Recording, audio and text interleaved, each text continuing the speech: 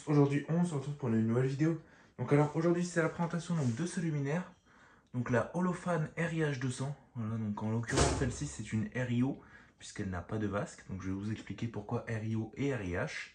Donc voilà le luminaire, donc c'est un tout petit luminaire en cuivre, donc une toute petite cloche en cuivre, donc équipée en incandescence celle-ci. Elle n'est pas en BF, on voit bien qu'elle est bien en B22. Hein. Voilà, donc pour de l'incandescence.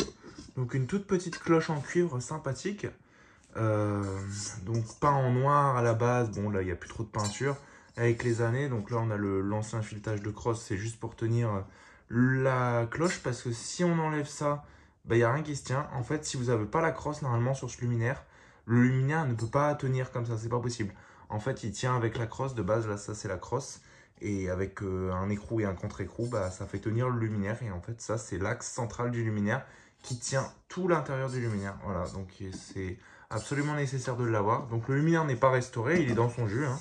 Voilà, donc on a quand même un beau réflecteur bien brillant.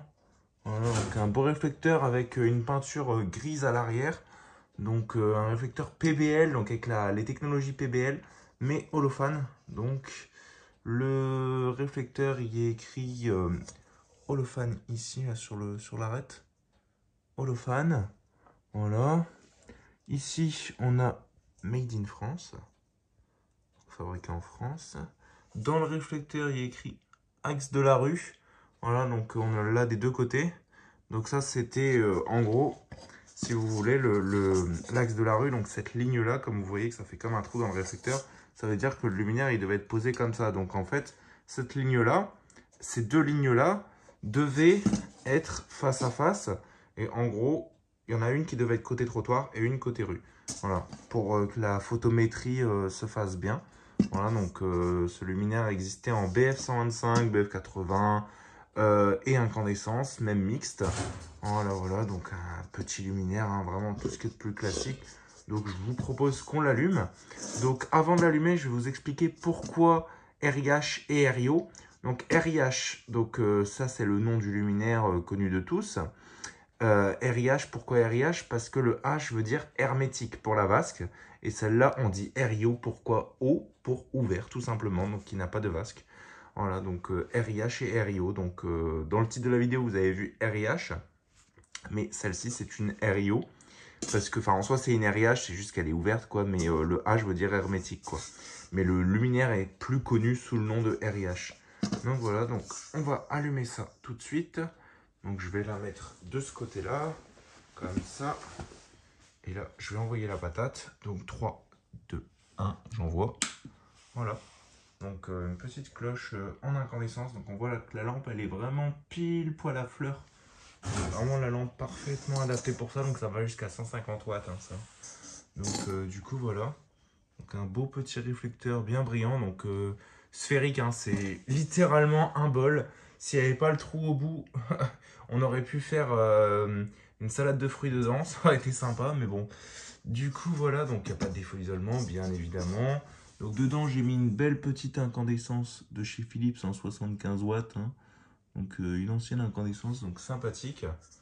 Donc à l'intérieur, je ne l'ai pas dit, mais on a tout le système de réglage de douille. Donc je ne vais pas vous ouvrir parce que si je fais tomber ces deux petites vis là, le réflecteur s'en va, la douille s'en va, le luminaire se décalote entre les deux. Voilà, donc c'est le petit vis là qui tiennent le luminaire et le haut.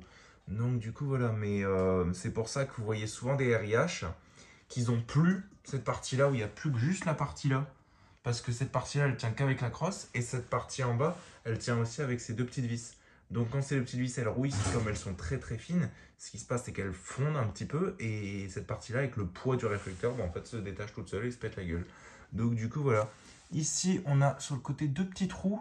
Donc ces deux petits trous ici, ce sont pour mettre un système un peu comme de V, donc un genre de gros V, avec au bout de ce V, il y a un ressort, et ça permet de maintenir la vasque. Voilà, donc c'est un système assez bizarrement conçu, mais qui marche bien, mais qui vieillit assez mal. Mais bon, celle-là, elle n'a pas de base. Donc les deux petits points d'accroche, donc on en a de chaque côté, bien évidemment. Hein.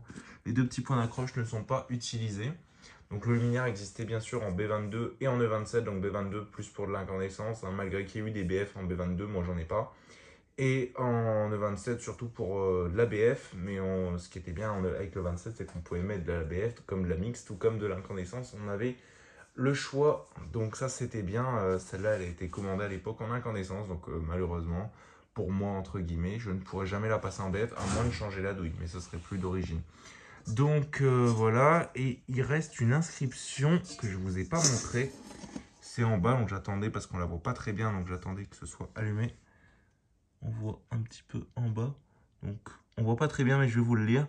Il y a écrit breveté SGDG, donc qu'est-ce que ça veut dire? Ça c'est une norme des années 50-60 qui voulait dire sans garantie du gouvernement.